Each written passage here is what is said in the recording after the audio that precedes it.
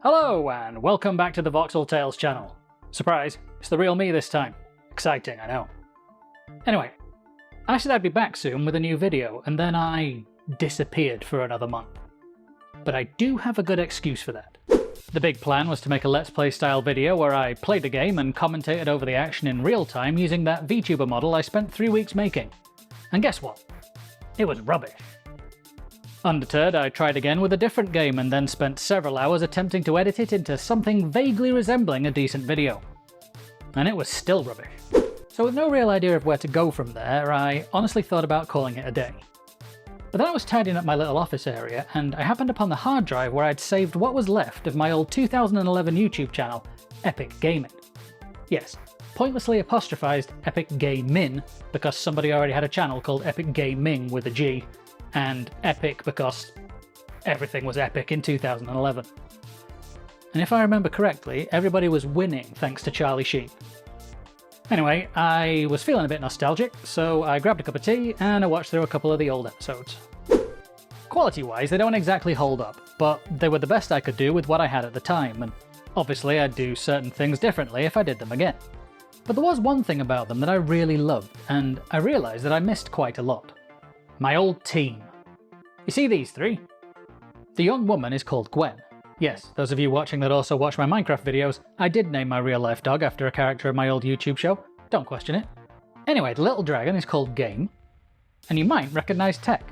You see, I did VTubers years before VTubers were even a thing, and I got laughed at for it. Bad timing, I suppose. Oh, you know, bad content. Oh, you're here and all, are you? Well, they all still think I'm a voice in your head.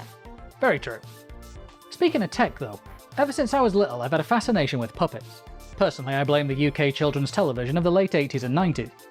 I don't know what it was like for other parts of the world, but UK kids grew up with a ton of puppet TV hosts.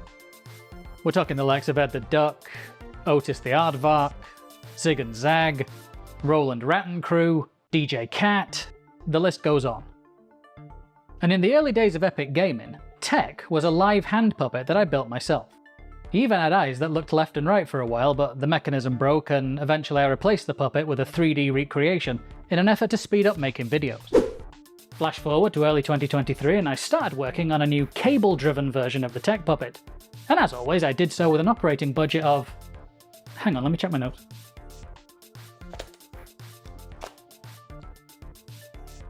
Naffle. So what I did get built consisted of Meccano, Lego, constructs, oven-baked clay, springs, and whatever other odds and ends I'd collected over the past 15 years. Anyway, take a look. Not long after I got to this point, I started more seriously working on Voxel Tales, so the puppet got shelved and eventually dismantled when my wife got sick of having a half-built head on a tripod with cables trailing out of it in one corner of the apartment. Which was fair enough. Which brings us to now, and yeah, for those of you who haven't guessed where this was going, I started working on a new version of the Tech puppet. In January 2023, before I started the cable puppet, I made a new 3D model of Tech, which I'm using as the basis of the new puppet. I didn't want to put out a video until I had something to show for it, and I think we've hit that point. This is the iMech I've been working on. I wanted this puppet to have omnidirectional eyes and be able to at least blink, if not wink. It depends on how complicated it'd be to have separate mechanisms that can open and close independently and also together, so we'll have to see on that front. There's still a few kinks to work out, but there always are.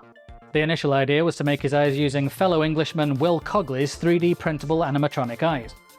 But the non-3D printed parts needed came to about $100 Canadian, and I don't have a spare $100 to be dropping on that, so we'll keep that idea as a potential upgrade down the road.